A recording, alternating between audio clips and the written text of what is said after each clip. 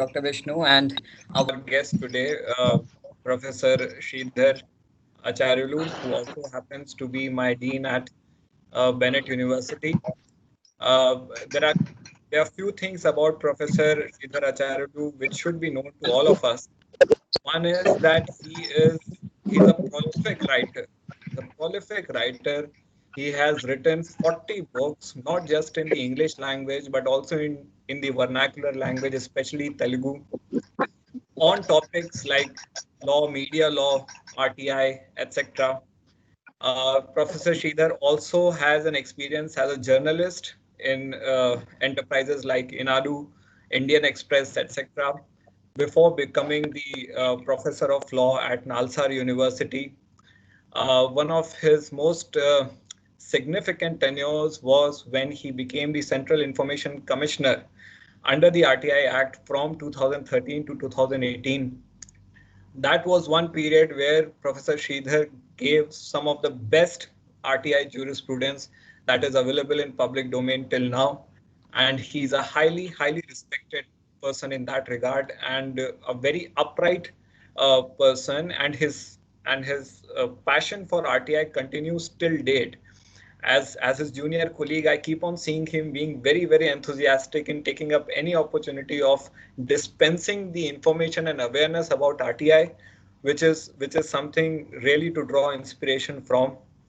And Professor Sridhar has been the dean of Bennett University School of Law since last year, and it is my absolute sheer privilege to have him on board over here for this lecture.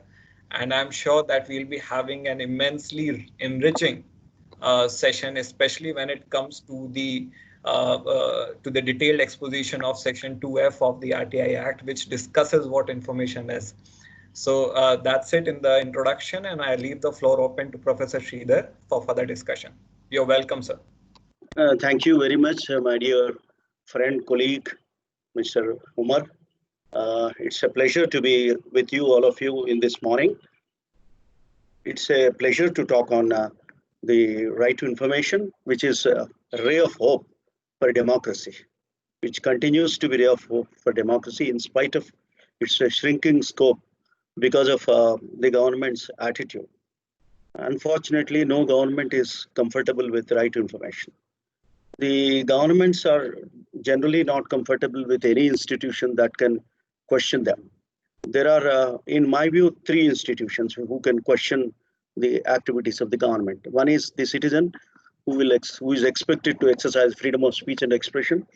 Second is judiciary, which is expected to act on the questioning by the citizen in the form of a writ petition. The third is, I think, seeking information from the government, from the public records of the government, from the public domain of the government. These are the three areas which will definitely pose highly discomfortable position, atmosphere for the government officers, for the leaders of the government. And that is the basic trouble of these three institutions. And out of these three institutions, the weakest is citizen, strongest is judiciary. I think you know that. And judiciary is empowered with punishing the people with the contempt of court. And you know how they are being exercised, that power is being exercised. So I do not go into that area because it's now going to be very controversial, very complex, difficult to say anything in this forum. And we have to choose another area, another 1 hour for that. Okay, then coming to citizen, he is the weakest person and he doesn't have any power. And only power that he has is Article 19(1)(a). And then in addition to 19(1)(a), in 2005, the government of India, the Parliament of India has rightly contributed a very interesting, empowering, informing, and enlightening legislation, that is Right to Information Act. Right to Information Act basically deals with providing access to information available in public offices. The whole purpose of RTI is to gain access to public information. So your topic that you gave to me is not one aspect of RTI, but an entire aspect of RTI, because the whole lies for access to public information. Now the whole Right to Information Act deals with what is public information, and private information is only an exception. Exception that is available and surviving under Section 8(1).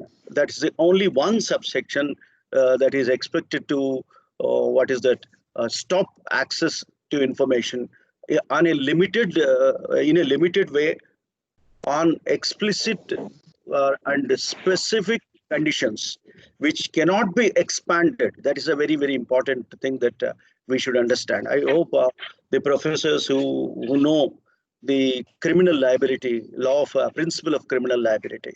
See, the burden, entire burden of proving that somebody is guilt stands on prosecution, and the citizen or the accused is expected to have complete presumption, a very strong presumption as to innocence, and the burden is on prosecution. And when you interpret exceptions, the general defenses, they are very expansive. Whereas when you are burdening the prosecution with proof of guilt, you are very, very strict. Very, very strict. That is the difference between general rule and exception. Here also, the person who is seeking information need not be burdened with the burden of proving that he is seeking information in public interest. That's a very, very important part. Whereas the person who is denying the information, denying the access to information, is expected to strictly prove that he falls under the exception. And because of that exception only he is withholding the information. This is the basic gamut of the and scope of Right to Information Act. Then coming to your question, what constitutes public information and what constitutes private information? Now the whole country is discussing the privacy, and from privacy generates private information. And private information does not mean secret. Please note, privacy is not secrecy. This is the most important point we need to understand. Privacy is not secrecy. Then what is it? Then what is privacy? Privacy is inaccessibility to some extent into certain limited specified informations. Then what is that limited specific information? Then we have to go into the judicial pronouncements on privacy, because there is no other way that we can look into. The only codification of law of privacy that you can see, very surprisingly, is Right to Information Act. Right to Information Act says what is private information without, not in the form of definition in the clauses under Section 2, the interpretation clauses. No, not there. But in 8(1)(j, they prescribe what is private information, what is privacy on which you cannot give the information. And whose privacy they are talking about? That is a very important point to be understood. Whose privacy? Privacy of public servants. Now you understand the complexity of privacy under Right to Information Act. We are, we the citizens are expected to ask information from public officers. About whom you will ask? Public activity. Who will do the public activity? Public servants. Then when public servants in certain kind of public activity, the information about that public activity is public information. Simple. That public information, people have a right to access to. This is what the entire law is. And I would like to take you back to 1860s and 1872s. The reason is, you should not be under an impression that right to information is made available only in 2005. It is not correct. If you understand the development of jurisprudence in this country, you have to go to Indian Evidence Act. And Indian Evidence Act Section 74 and 76, these two sections are the roots of right to information that is expanded in a detailed manner in 2005 Right to Information Act. Section 74 tells what is public record, talks about what is public record. I'll not go into the sections and definitions. I'll just explain you the essence of it. Section 74 talks about what is public record. It distinguishes it from a record which is not recorded by the public officers in public domain, is private information. And the moment information is recorded in public domain by public authority about public is public information. Then Section 76 talks about access to it. Anybody can have access to public records. That is what the 1872 law says. So if anybody wants to understand when Right to Information Act has come into this country, I'd like to tell you it is in 1872. But it is 1776, Sweden gave a very, very emphatic right to information in freedom of speech enactment. It is called freedom of speech enactment, and there you gain access to information which is held by the public domain. It will be very interesting for you to know about Bofors scandal, the first ever major corruption scandal that India has been very, very worried about. And do you know who exposed that scandal? Very interestingly, you think that it is two journalists of India. I don't undermine their importance. Yes, they did. They tasked their job. But in fact, the clues that they could get are from Sweden. And you'll be surprised to know that Sweden official radio was giving those clues. Sweden official radio. Imagine Akashvani of India talking about the offer of bribes to Indian purchasers or the foreign sellers of weapons to the Sweden. Imagine. Can you expect that to happen in Akashvani? But it happened in Sweden official radio. The reason is there is a legal access provided to public information at that point of time. In 1776 itself, it was available. And because of their expositions, because of their clues, which were efficiently followed by Indian journalists, we could know about something called Bofors scandal. Who is guilty, who is not guilty? I'm not going into the nitty-gritty of prosecution, manipulation, delay. I don't want to say anything about it. But first, people should know whether the courts conclude it as established fact or not. People are entitled to know the information. Information is different from the proven fact. Information is different from knowledge. Information is different from judgment. Information is information, raw material. That shows what is cooking up in a public office. So that information we are talking about, and that information is surely public information. Then I have to take you to Official Secrets Act, very interesting law, very draconian law, British law. And the Congress, Indian National Congress, when I say Congress, it is Indian National Congress prior to independence, which was leading national movement for independence, which was in forefront. And do you know what was its first point of agenda? That is repeal of Official Secrets Act. And they are totally convinced that with Official Secrets Act, there is no independence.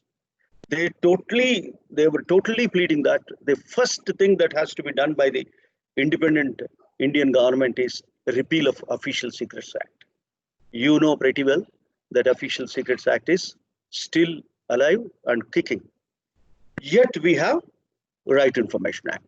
And I'm really was not in a position to understand how can there be a scope and space for Right to Information Act when Official Secrets Act is existing. It was my wonder. Then it was the wonder of Ram Jethmalani also. He also raised the same question several times. When he was law minister, he has announced that all his law records, law ministry files are open to public access, and anybody can come and see any file.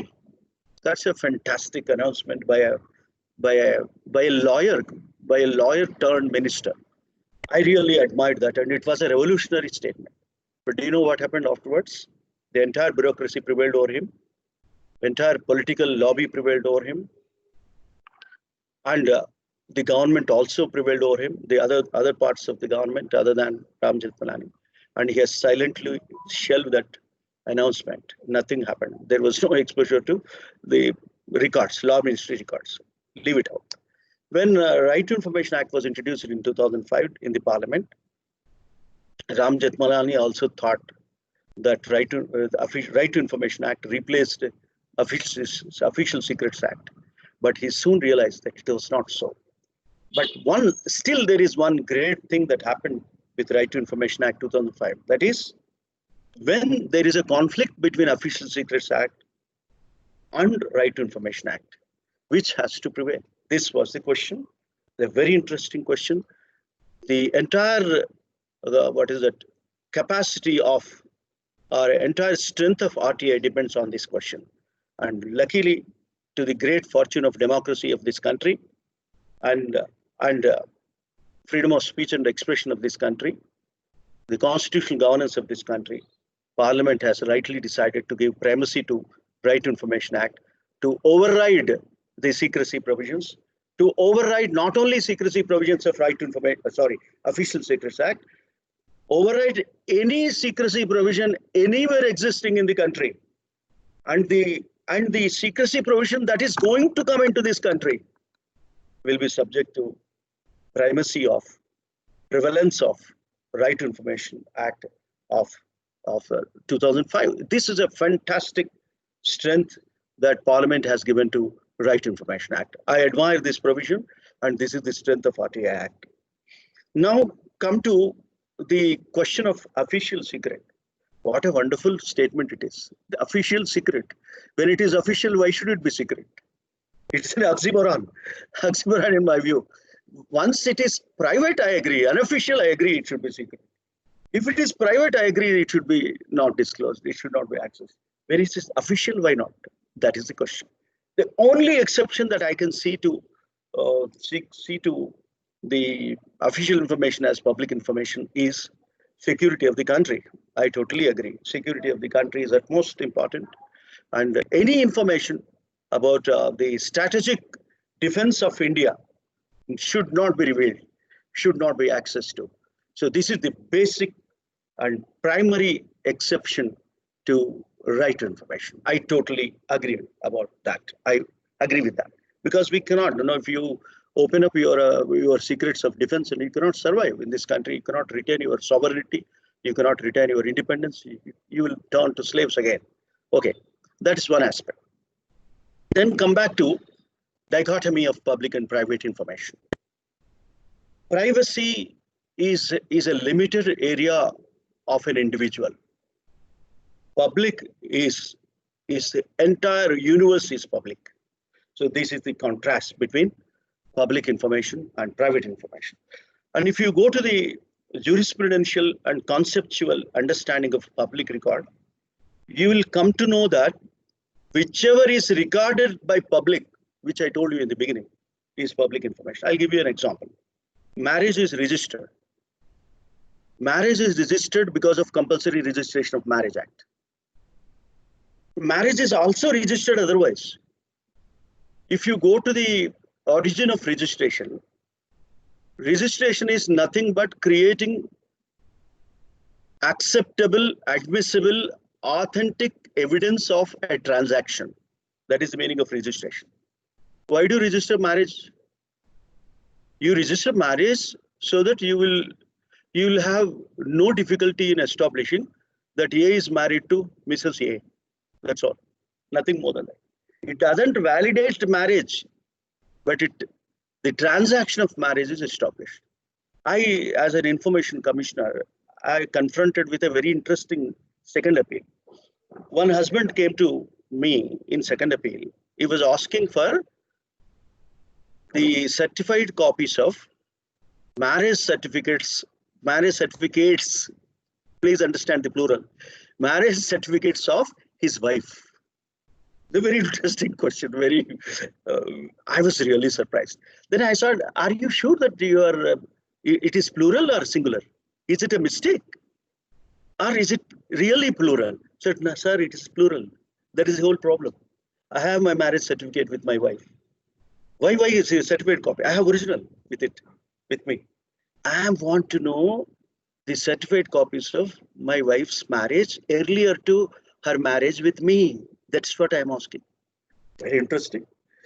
Then now you tell me, sir, all people are assembled here today. Marriage, is it a private affair or a public affair? Is it a public information? That's private information. Generally, we think it's private information. My question to you is, if it is private information, why are you inviting people to your marriage? बारात आप road में क्यों करेंगे आप? Why do you do barat in roads? Why do you exhibit the gifts that you are giving to your daughter or son-in-law in the public? And why do you ceremonize it? Every ceremony of every activity is a form of registration. That is the crux of registration. So, okay, forget about that private registration. Let us not go into that aspect for a while. Now you have a registration office where a sub-registrar sits. He calls on application, he calls the parties to the marriage. He notifies the possibility of or intention of two persons to get married. He invites the whole of the world to raise objections if you have any. You know what is part of registration? Anybody in the world can raise objection to a marriage between A and B. Fine.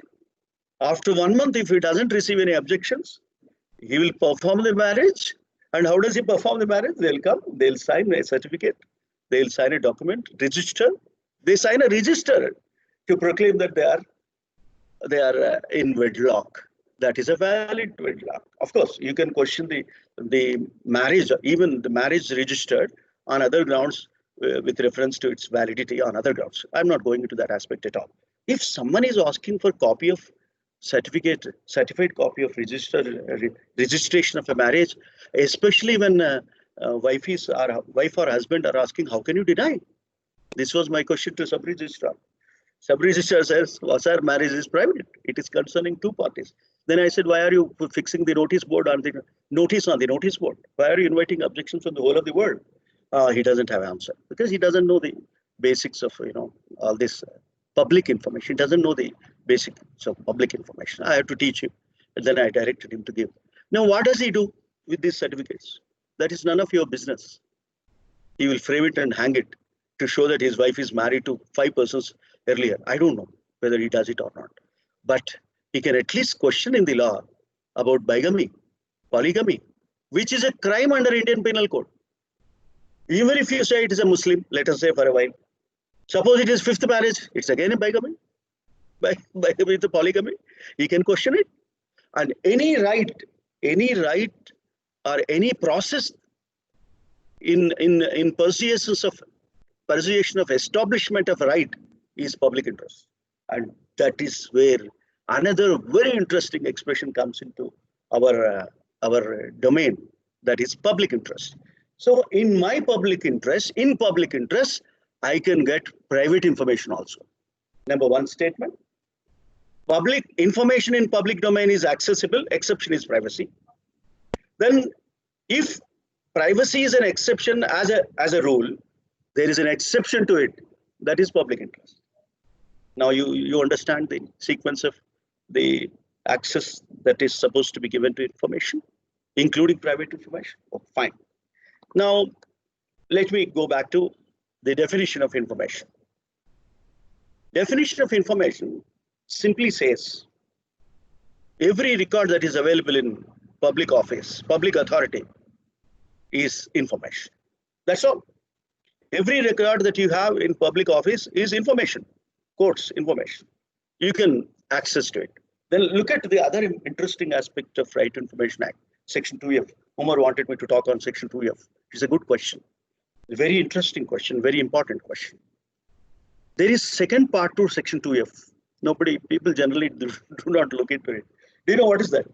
If any information is accessible through legislation, any information under custody of private bodies, but accessible through a legislature, through a mechanism prescribed under that legislation, that is also information. That means what? I can gain access to that information. I'll give you an example. A private school in Delhi dismissed a teacher. Teacher wanted to know the reasons for her dismissal. Kamal Yash Sahwal is asking a question. Shall I take the question? Kamal Yash ji, पूछिए. Yeah, congratulations, sir. You are one of the you are expressing the thing very good and very clearly. Sir, my question is, you said that I raised it very earlier. You just taking it now. but I was asking questions regarding corruption. When you are addressing issue and you says that Bofors was the first, Yeah. Bofors was the first major corruption in India. But as we know, I think you might be knowing better that before Bofors, Indira Gandhi institutionalized the corruption in India. Okay. Let me That is what I got yes. your point. What I was saying is the information about corruption coming into public domain. That's what I was referring to. I am on the information issue. I'm Thank you, talking on curbing the corruption. Curbing corruption is a major area. We can discuss it. Okay. Thank you. But I'm talking about the information coming out about a major scandal. You tell me which corruption has been so much of exposure. Tell me. That's it. That's the answer to my question. Okay, let me continue with my question. I'm not denying you what you have stated. There might be huge corruption than that. If you go back to Mahabharata area, you'll find some more greater corruption. So don't go. Let's be here now. Talk about our subject. Okay. Now, Section 2F. Kamalji, Suniya, Section 2F is more interesting than your question. Do you know what happens under Section 2F? A private school dismissed a teacher. And when she asked about the information, it claimed that it is not public authority and it will not fall under Right to Information Act because of Section 2H, the definition of public authority. Yeah, it's a private school. Then the case came to me because the requestor asked the Department of Education of Delhi government, and then Delhi government also denied that information, and it reached Central Information Commission because it is a government of Delhi is union undertaking, public union undertaking, union territory. So union territory, because it is union territory, it came to us, and I was dealing with government of Delhi. Then I asked the Department of Delhi, and I also summoned the private school. Private school luckily came. Then I asked the private school, okay, did you read Section 2F? Then I made them to read Section 2F. Then I said, you are a society, na? He said that, sir, school is not independent, sir. School is working under a society. Fantastic. Did you register society? Yes, sir, I registered society. Then I asked, did you read Registration of Societies Act 1860? Sir, note 1860. Registration of Societies Act. Yes, sir. Yes, sir. He never read it. When he cannot read Section 2F of 2005, how do I expect that he will read 1860? Right? Okay. Then I gave a bare act of Indian Societies Registration Act. There is one section in that. It says that any society registered has to provide access to entire information about the society at a cost of 25 NP. Kitna hai sab? 25 NP. Kab ki मामला है ये? 1860. Then tell me, sir, when is Right to Information Act? Right to Information is available in India? 1860. Then nobody knew that I could invoke that. Luckily, I had knowledge of Society of Registration Act, and I could do that. Then he was shocked. He was shocked. He said, sir, that I didn't know this. I can't help you if you don't know. But now you give it. That was my answer. And Section 2F demands Education Department to enforce Society Registration Act, or Department of Registrar to enforce the Registration Act and get the information and give it to the requestor. Could you imagine this scope under Section 2F? And I'm sorry to say, and I'm proud to claim also, that I was the profuse user of Section 2F as Central Information Commissioner. There are just one or two cases earlier where Section 2F was used. A few cases, if not one or two, I may be wrong. Very few cases, but there is no profuse use of Section 2F. And I do not know whether anybody is using in Central Information Commission or State Information Commissions. But the intention of the Parliament is Section 2F, second part. Similarly, I'll take you to the very interesting definition of public authority, which again tells you the dichotomy of public and private do not stand. There is no dichotomy, at least as far as Right to Information Act is concerned. Do you know what Section 2H says?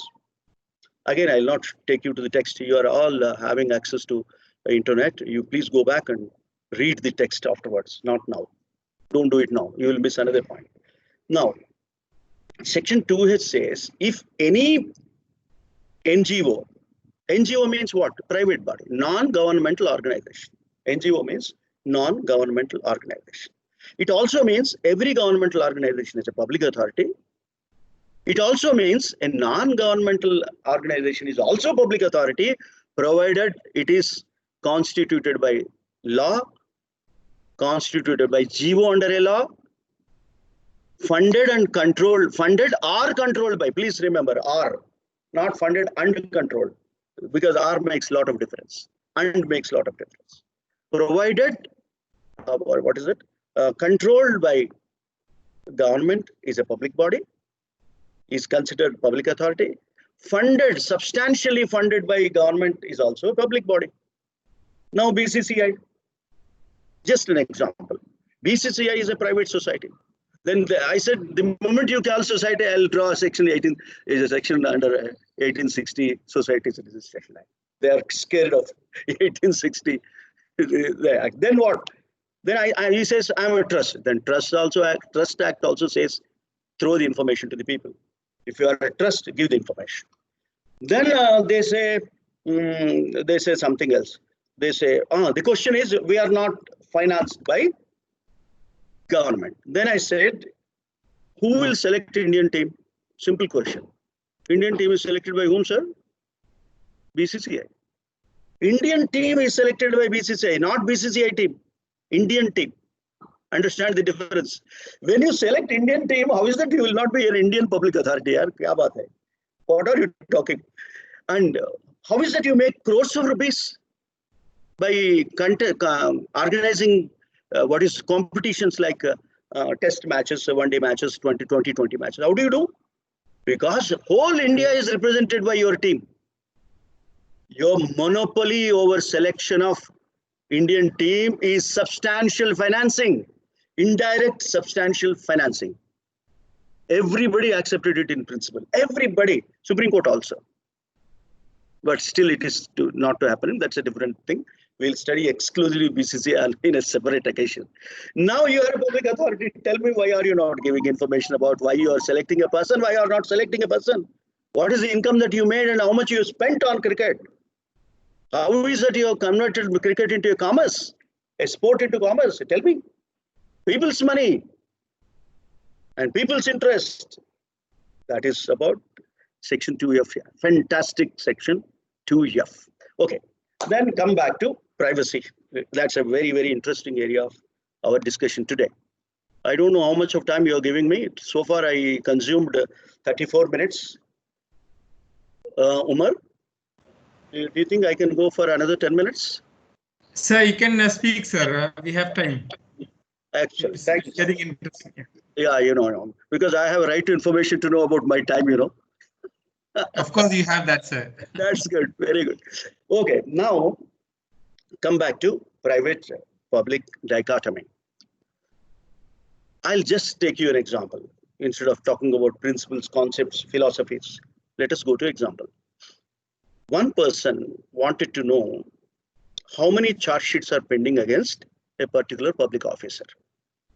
When he was promoted, when he was appointed, when he was transferred, when he was punished in disciplinary proceedings. If he is acquitted in any of disciplinary proceedings, why he is acquitted? What are the reasons for his acquittal? If his increment is cut, when it was cut. This is the information asked. And what are his assets and liability reports? These are the gamut of questions that were raised in the Right to Information Act from a public office. Public office denied the information, entire information, saying that it is private information of the public officer. So when he joined, is private information. When he was transferred, is private information. Whether there was a charge sheet against him is private information. Whether he is convicted in a disciplinary proceeding is private information. Whether his increment is cut is private information. What a wonderful thing it is. Then, okay. Then first appeal, there are three mechanisms under Right to Information Act. First, PIO, rejected. Second level, First Appellate Authority, rejected information saying it is private information. Third is Central Information Commissioner, independent, supposed to be. I don't know whether I can use that expression now. independent authority with the quasi-judicial character to decide couple of simple questions of law, very simple questions of law. Whether information is in public domain, whether authority is public authority, whether citizen is entitled to access to information. That's all. Nothing more than that. I'm not going to harm anybody except asking for disclosure of information as a commissioner. But government is feeling threatened. People are feeling threatened. You know, more than 50 people were killed for raising RTA questions. 50 people, yeah, come on, imagine the strength of RTA. The fear of RTA, I'm surprised. You have to kill a person to kill the information request. You have to kill a person. What is happening in this country? Oh, that means information is so dangerous. Information exposure is so fatal for some people. And that is why we need information. That is the reason Right to Information Act is passed. That is the reason public domain must have access to public information in public interest. That is the point. Okay. Then Central Information Commission simply agreed with the PIO, said it's private information. Went to single bench of Bombay High Court because somebody is from Bombay. He raised challenged the order of CIC in Bombay. Surprisingly, Bombay's single judge also says it's private information. Fantastic. Then it goes to double bench of Bombay High Court, and that also says it is private information. Fantastic again. Then case comes to Supreme Court. Supreme Court in the form of special leave petition. I hope there are some law lecturers and law scholars, students also in the audience. I'd like to tell them and tell others also in simple language that special leave petition is different from regular appeal. Special leave petition means permission for filing an appeal. The permission for filing an appeal arises when law doesn't provide for an appeal. Law did not provide for an appeal to appeal over Right to Information Act decision of CIC, did not provide.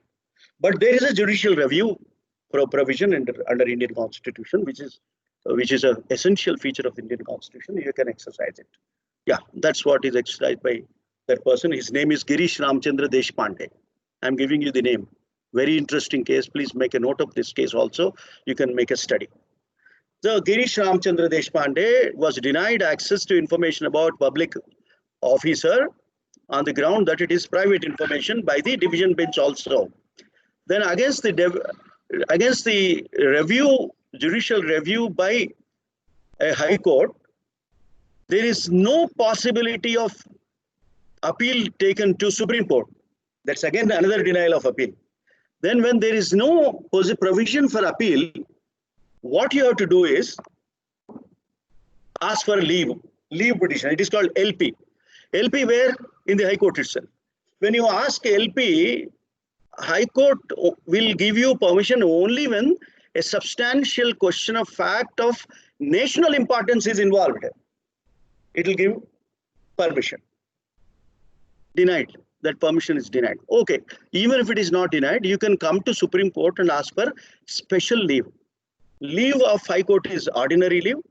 Special leave is needed if you are approaching Supreme Court. And what do you mean by special leave?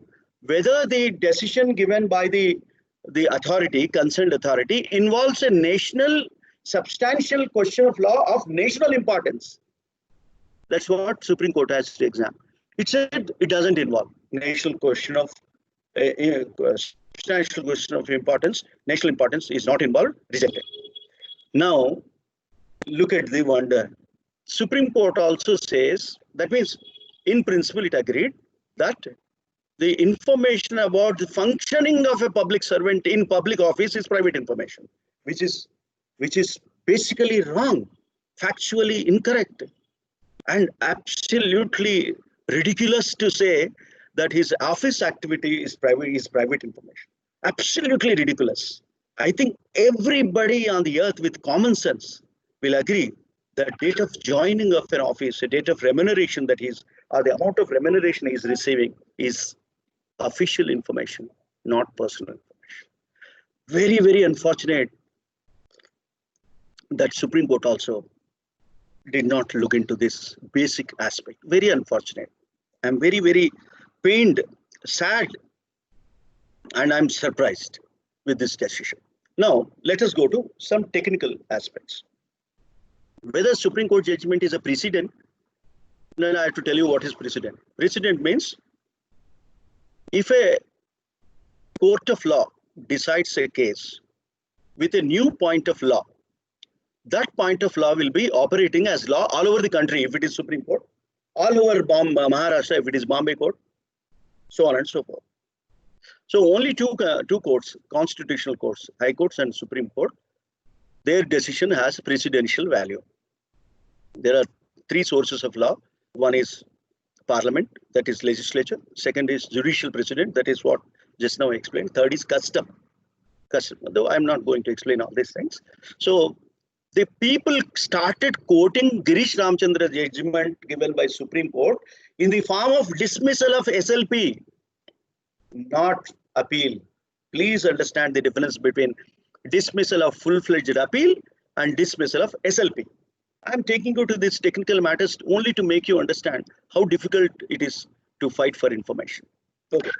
So SLP is not precedent. There are hundreds of judgments of Supreme Court saying that an order in SLP cannot be treated as precedent. I'm not saying it. Supreme Court is saying.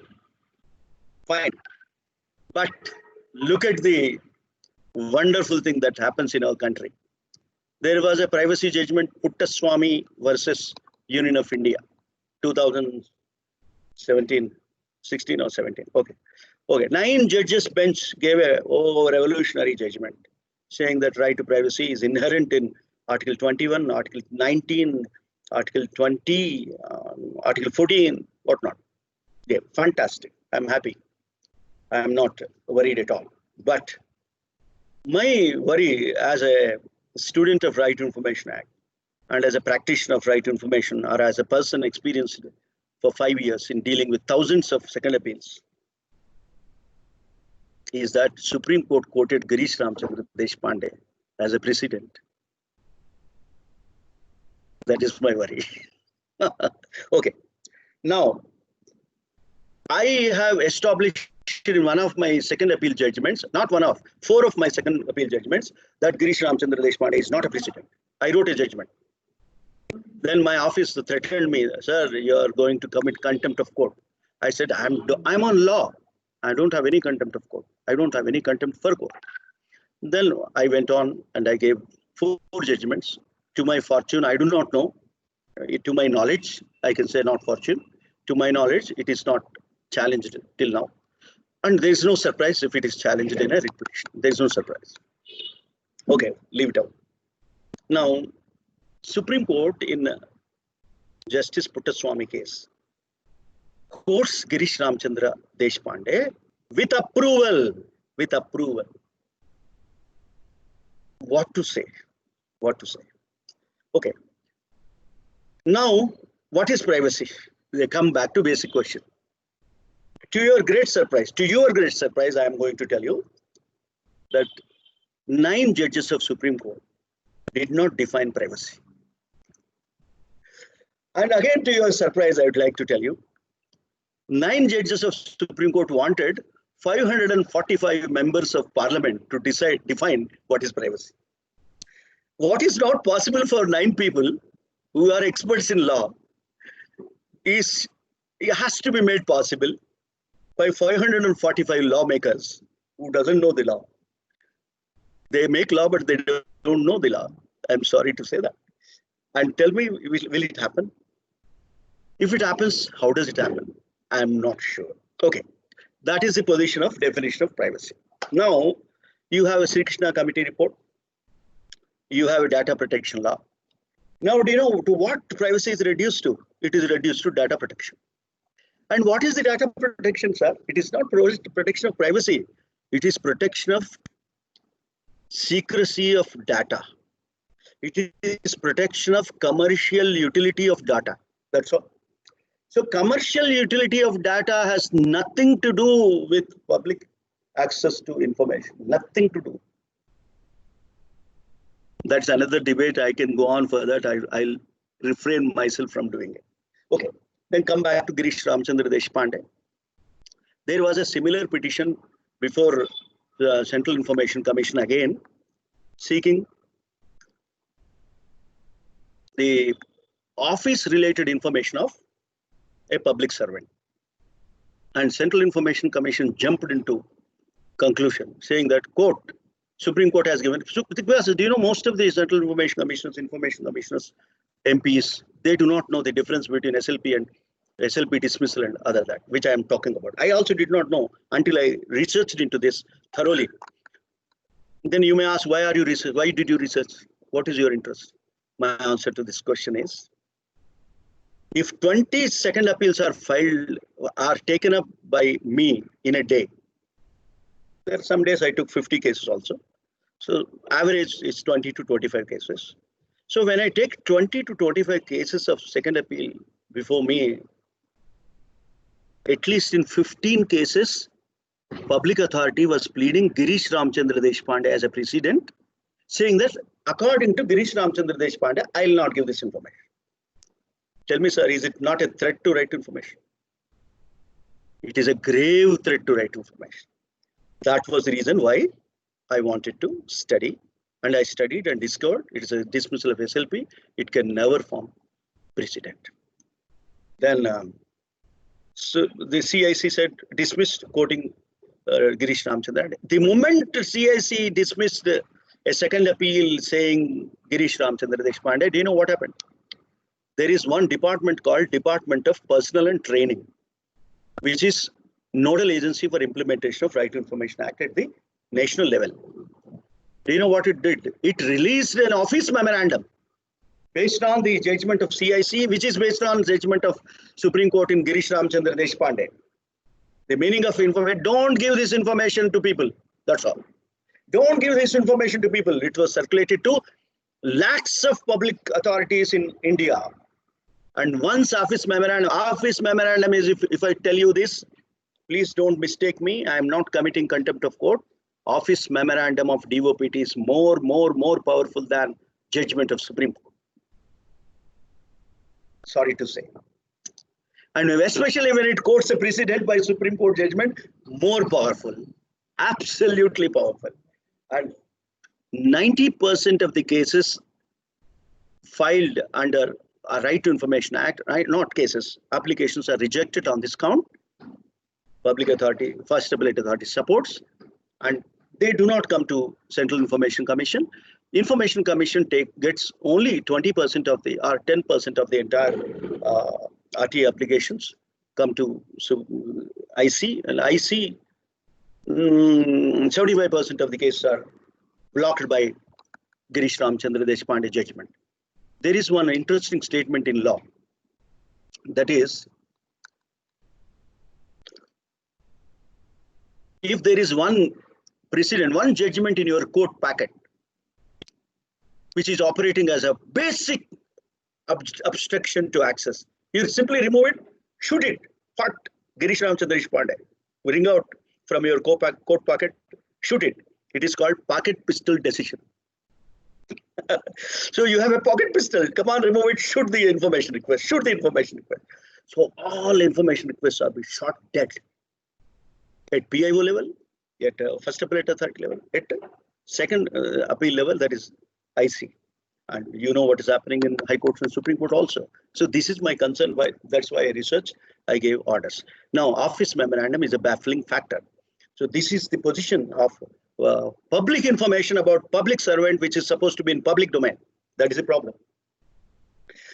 I don't know whether should I continue further. I think I have explained you the public domain and private domain. And government is trying to get entire private information of people through Aadhaar, and government is trying to deny entire information of public servants under Girish Ramchandra Deshpande. So public information about public servants is unavailable, and private information about private citizen is available to the government. This is the contrast.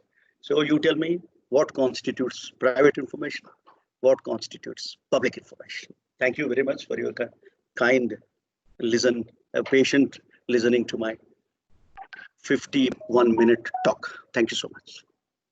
And of course, what is certain is that you were a nightmare for people who were hiding information in their shelves. So again, you have explained the difference between public information and private information beautifully. And now may I request the participants to come out with their doubts, comments. But before you raise your comments, please introduce yourself.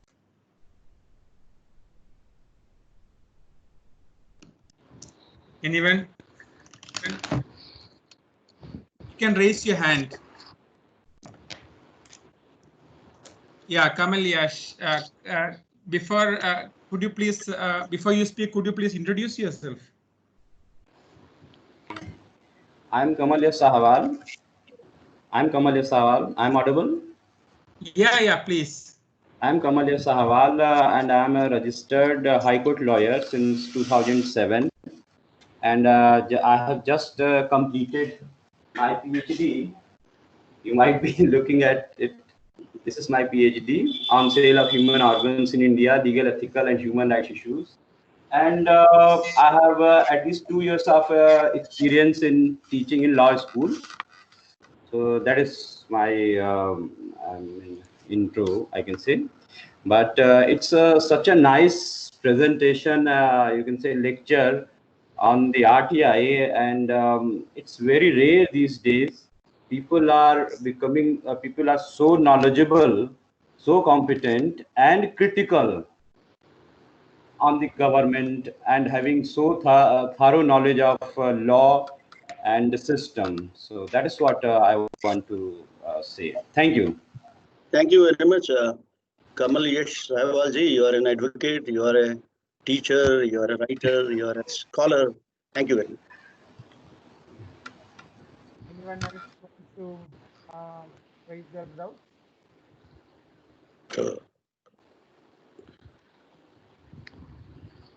Srinivasan? Yes. Sir, I'm Srinivasan. Yes. From Tamil Nadu Dr. Ambedkar Law University, sir. I'm working as a controller of examinations. Authority, are you PIO or First Appellate Authority? Yes, sir. So you Sir, are on the other side. Sir, Okay. mostly I'm dealing the RTI applications in our institution, sir. Majority of the times it will be referred to me. Sir, I would like to know basic some doubts, sir. Sir, if there is a provision. I'm not audible, sir. Srini, your mic is muted. You please check your mic, Srinivasan. Srinivasan, not listening to you. Not audible. Srinivasan, there's a problem with your mic. 50% I heard. The other 50% is lost. He's still talking, sir. I'll call him. Sir, is it okay? Now it's okay, sir. I did not hear your question at all. Is it okay, sir? Is it okay? It's okay. Sir, suppose if there is a provision for providing information based on some amount, so the money has been charged for providing the information, will it be allowing a person to request the information under RTI Act? Answer is yes, no? Sir, so the problem is already there is a provision In the university, sir, in the name of rules and regulation. Tell me. Sir, if there is a provision, already there is a provision. Rules and regulations are framed by the syndicate of the university for providing information based on some amount. But some persons. Got your point. You have decided such questions, number of such questions we have decided. Let me tell you. Suppose he is asking for a copy of a sheet. Yes, sir. You have to follow RTI Act. That means you can charge 2 rupees per page. Yes, but sir. Suppose your rules and regulations say that you will not give a copy of answer sheet at rupees 2 per page, but you will give 100 rupees or 1000 rupees per answer sheet. That rule will not prevail, sir. That rule will be overridden by RTI rule. suppose you have a fees for re-evaluation. Suppose sir. you have fixed 1,000 rupees for re-evaluation, we will not interfere. RTA will not interfere. Yes, Because sir. it's a different activity than access to information. So my suggestion to you, sir, Yes, please simply give information. If somebody is asking for a copy of information, Yes, take sir. cost of copying and give. Then you are Okay. fully complying with RTA Act. Okay, Any sir. other issue, please sir. ask, go according to your rules and regulations.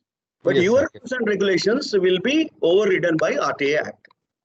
Yes, sir. Yes, sir. Yes, sir. Yes, sir. Yes, sir. Yes, sir. Am I clear? Is it Yes, okay? sir. Yes, sir. Yes, sir. Yes, sir. Done. Clear. Now I can charge you consultation fee. Yes, sir. Exactly, sir. I will pay. I'm ready to pay, sir. Okay, right. Yes, sir. Any other questions? Manjula Rani is raising. Yeah, I saw her, but now she's not there. Ma'am, Manjula Good Rani. morning, sir. Yeah, please. Good morning, sir. Good morning, Manjula Rani.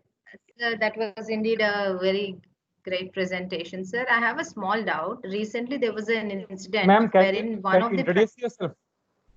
I'll introduce her. She is associate professor of Bennett University. Okay, fine. Okay, Manjula Rani, come on. Thank you, sir. So there was a recent incident wherein one of the private university has conducted a national level eligibility test for one of their courses. So after writing the exam, they have not declared the result. They just send the students one-liner telling that you have not been shortlisted for the interview. So here the candidates have approached the university, but they said it is our internal policy where we will not disclose the marks and the grades, and we will decide who has to be shortlisted and who can attend the further interview for the admission process. So on a personal coaxing and pressurizing, the candidate's parent came to know that the student has scored very good marks, 59 out of 66, where a student has not just written 3 questions, and the score is also very good, which they are not giving it in the recorded form or in any document. So here, sir, what is the remedy available to these students who has paid 5,000 rupees as an entrance fees, written the entrance, and they were not been given any marks, rank, nothing? So Manjula ji, two regulatories for universities. Two regulatories. all right. One is UGC, the other is government, which permitted them, which sanctioned them, or which what is it? And see, every university has to be permitted to function under a legislation. I hope you know that. Yes, sir. So you go to those legislations, go to those controls, and somewhere you will definitely find that information has to be given, and you invoke that right to use this RTA Act, right to use it before the concerned government, and I think you will get information. All right, sir. Thank you so much, sir. Right. Thank you, sir. Yeah, sir, I can see a few questions raised in the chat box. Yeah. Miss Purnima, are you there? Yes, I'm there. Yeah, please. Hello, Miss am I audible? Purnima, you can raise your doubts now. You are audible. Yeah, sir, good afternoon. Good afternoon. So my question pertaining to the resident welfare associations which function everywhere right now because of the outcome of the apartment. Purnima, can you introduce yourself first, please? Briefly. Okay. Okay. I'm based out of Mangalore, and I'm an investment consultant and an aspiring legal expert. My domain is moving into the RTIs and information pertaining to resident welfare associations. Am I audible, sir? Yeah, you are audible. I got it. You wanted to access some information held by resident welfare association. That's Yes. all. No? Yes. Now, my answer to your question is there are two legislations. One is there is one legislation, that is Apartments Act, and in your government there could be one law which authorizes organization of residents welfare association. In my state, in Telangana, there is one law called Apartments and Maintenance Act. Not exactly the title, there is a slight change. It provides for a constitution of apartment dwellers association, and they are supposed to behave in a particular way. That is where you find a regulatory link, and you catch hold of that regulatory link, go to that regulatory authority and seek information about the Resident Welfare Association. You can do that. Other question, please. Thank you, sir. But unfortunately, in Karnataka, the Apartment Owners Karnataka Apartment Owners Act is yet not being implemented in its real sense. And the competent authority, though it has been there in the Act, but they have not been given yet, after 45 years also, any guidelines on how they have to function and what are the methods they have to take grievances. That is yet not notified. Madam, Okay. that is the reason why we use RTI. That is the reason why we are talking about RTI. RTI is a fillip for enforcement of other legislations. Please do it. Use it. You will get it. Yeah. Second thing, sir, there are a lot of apartments which are functioning in the city. However, and they have been filing even income tax, although the associations are not registered. Okay. I have obtained that information whether registration associations are registered or not through RTI itself, and I've got to know that they're not registered. However, they have been filing returns. So I had written a couple of letters to the income tax, and income tax department declined to give me any information saying it is a private information. Did you file RTI application? Yes, with the income tax department with all the information. Then you have to take it to Information Commission. Okay. And I tell you, income tax return of individual is unfortunately considered by the Supreme Court as private information. Unfortunately, leave it. But income tax return filed by an institution which is of public nature is not private information. Yes, but the income tax department has given me a letter saying that it is a private institution because the association is unregistered. Now, shall I answer? Yes, sir. See, I'm telling you, there is a decision of Central Information Commission, which I also supported, and I also gave a decision saying that an institutional income tax return, whether they are registered or not registered, is not a question. That's a different question here in this case. They are public information, they have to give. Use this judgment, thoda research kijiye aap, get this judgment as a quotation and put it before income tax authorities. They might give. If not, we have to struggle and fight, litigate, unfortunately, again. Next question, please. That's it, sir. Thank you so much. Okay, right. Yeah, I saw a chat by Dr. Digvijay Singh. Dr. Digvijay Singh, if you can please. Sir, am I audible, sir? Yeah, you're audible. Sir, I'm Digvijay Singh, assistant professor in Central University of South Bihar, Gaya, Bihar. Sir, I'm not asking question. I just wanted to know your opinion over the recent controversy regarding this recent amendment in the RTI Act, which is simply called is undermining the authority of Information Commission. I just wanted to know your views, sir. That's my opinion. I agree with you. Oh, sir, how, sir? Just. How means you have to arrange another 1 hour lecture.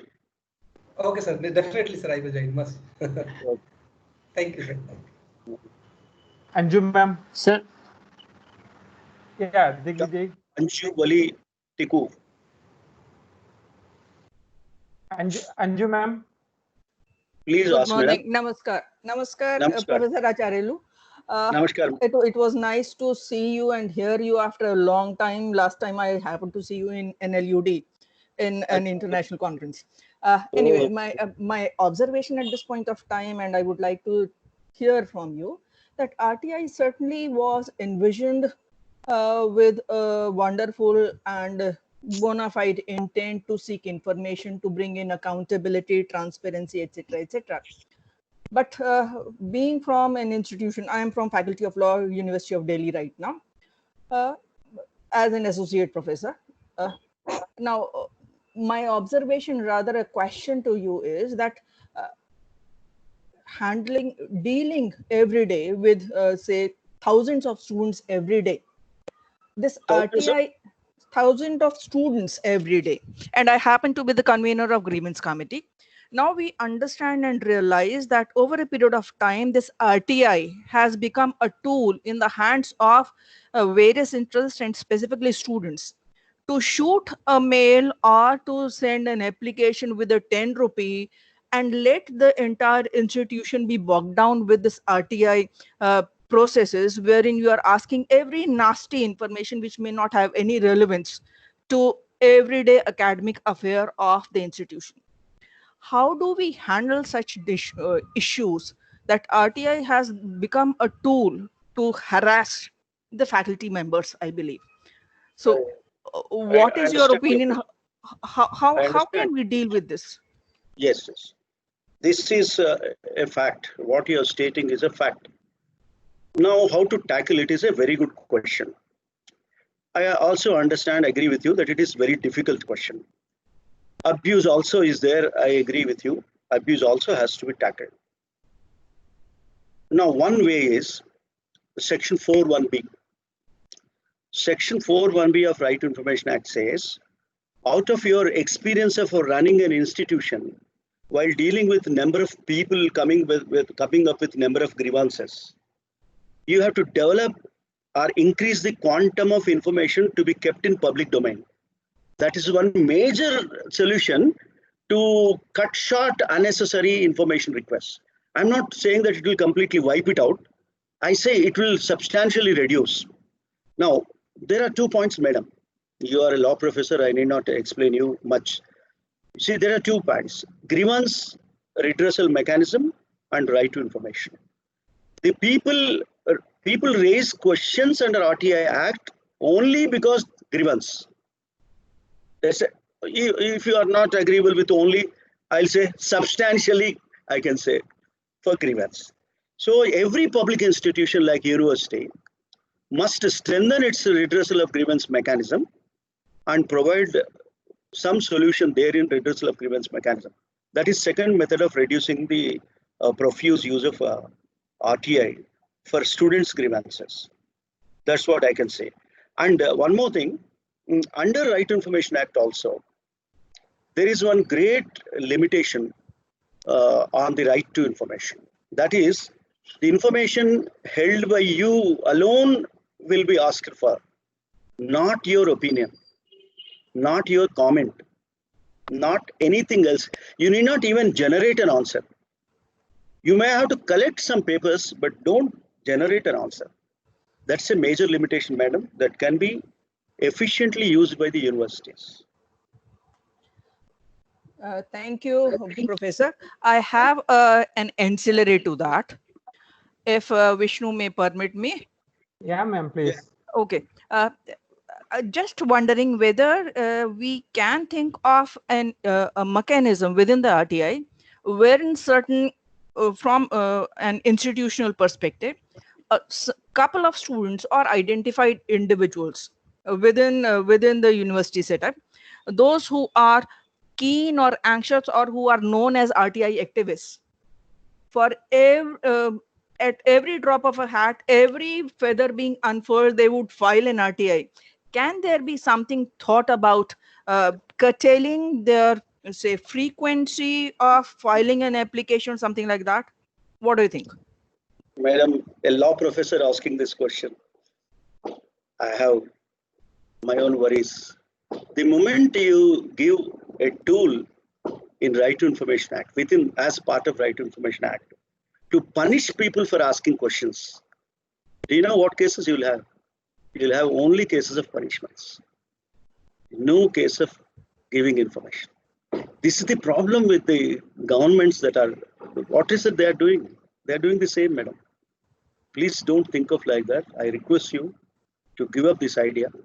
And I suggest you, suppose a student is harassing you in other aspects, other than asking, tell me, madam, you are a professor, asking a question and asking for information, can you term it as a crime for which you can punish somebody?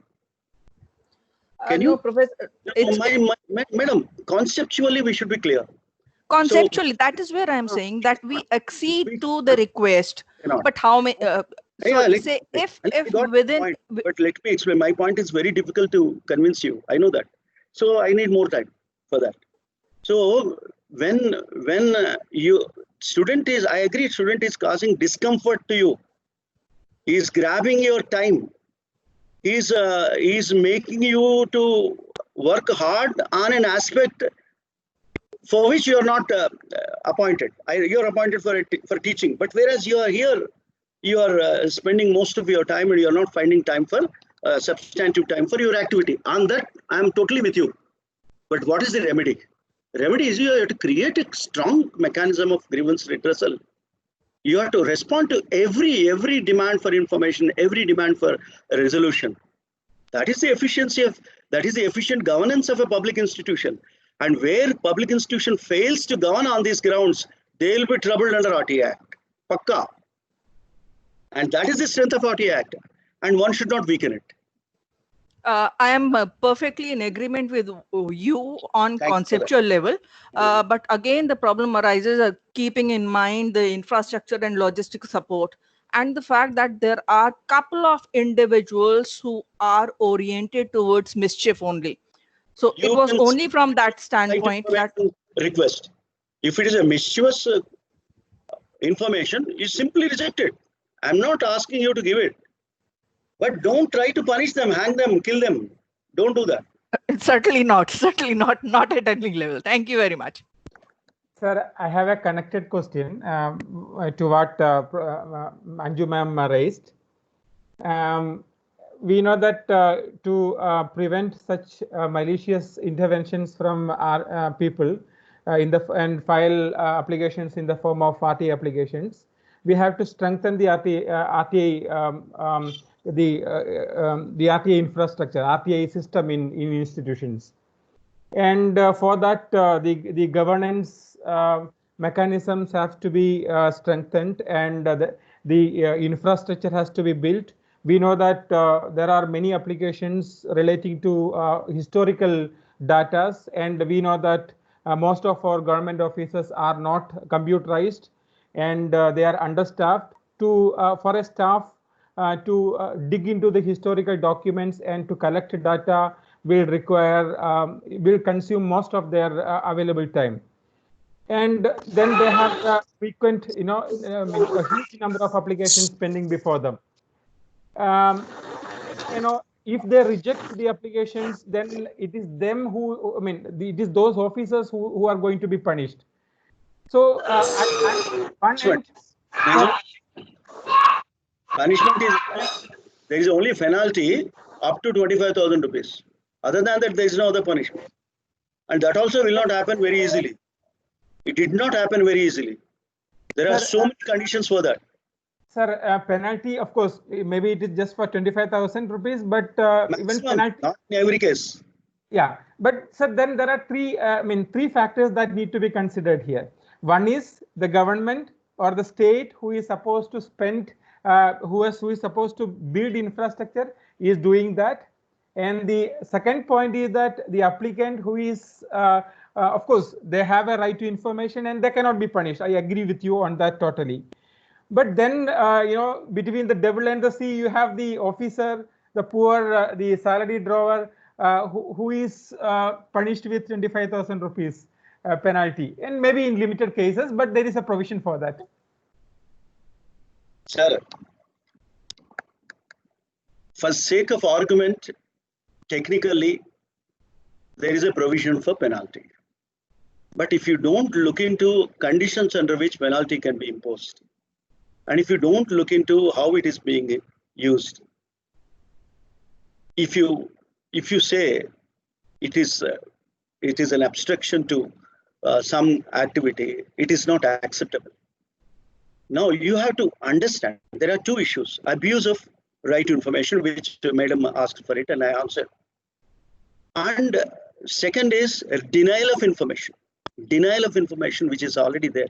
And I'll tell you, sir, the denial of information on grounds of lack of infrastructure is less. Denial of information for 100%. Understand that. Understand. Yes.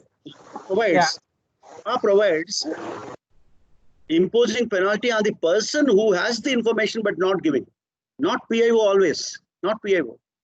Suppose PIO comes up and says that, sir, I wanted to give this information, but X is having the control of it, I cannot give. In one case, what happened?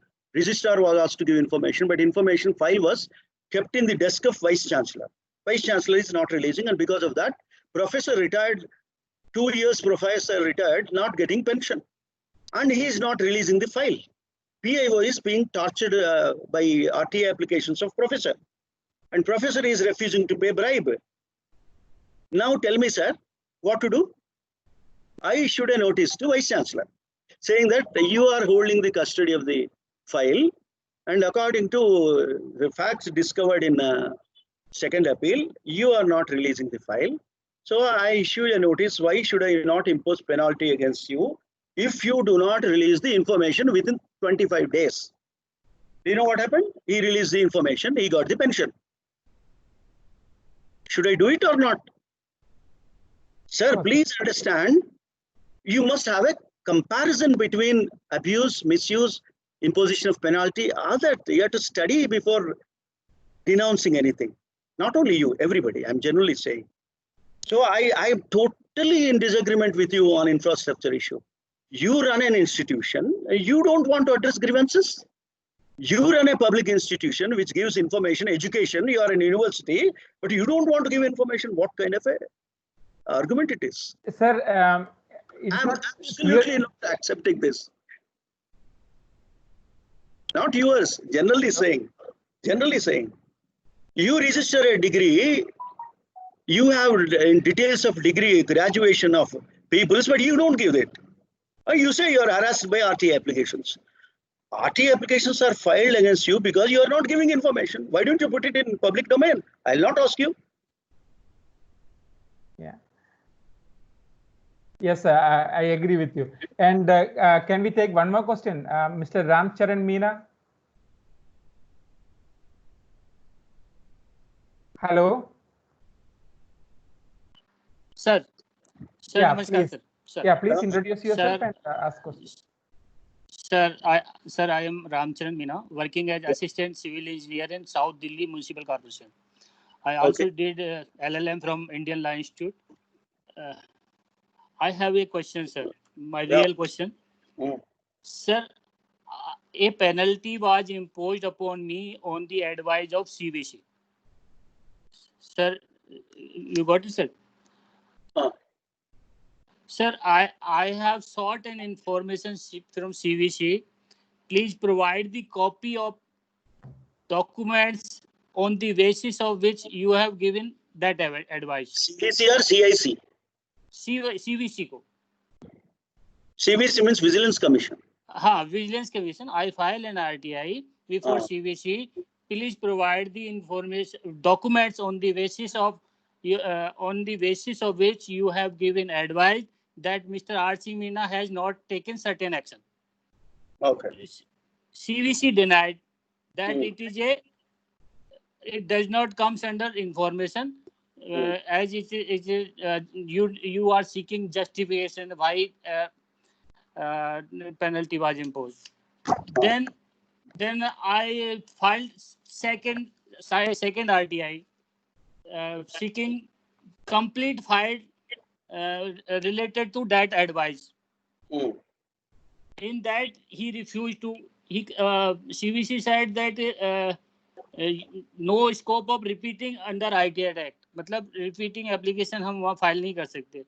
तो क्या sir मैं सिर्फ यही जानना चाहता हूँ कि latest case है बिफोर गोइंग टू CIC, क्या मैं repeat application under ITI act में फाइल कर सकता हूँ, नहीं कर सकता, या मेरा क्या ग्राउंड बनेगा CIC के सामने? आपने क्या किया वो बताइए पहले, बाद में आप क्या किए?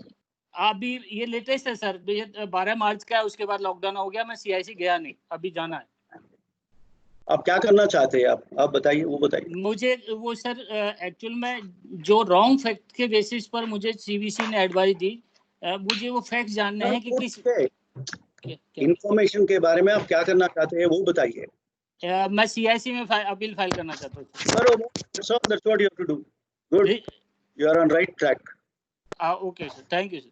Right. So thank you so much, sir. On behalf of Legal Academia, sorry, in between my computer crashed and parallelly I had logged in in my mobile phone. So I am speaking from my cell phone now. So thank you so much for the wonderful lecture as well as the your interaction with our participants. And on behalf of Legal Academia, on behalf of on my personal behalf, I express our sincere gratitude. Thank you so much, sir. Thank you, sir. Thank you so much. Yeah, thank you so much. Yeah, bye. I'm leaving. Thank you so much.